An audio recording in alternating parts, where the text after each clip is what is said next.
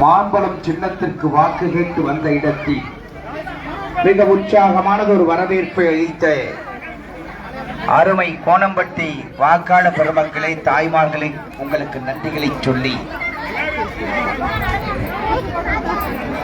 வருகிற வெள்ளிக்கிழமை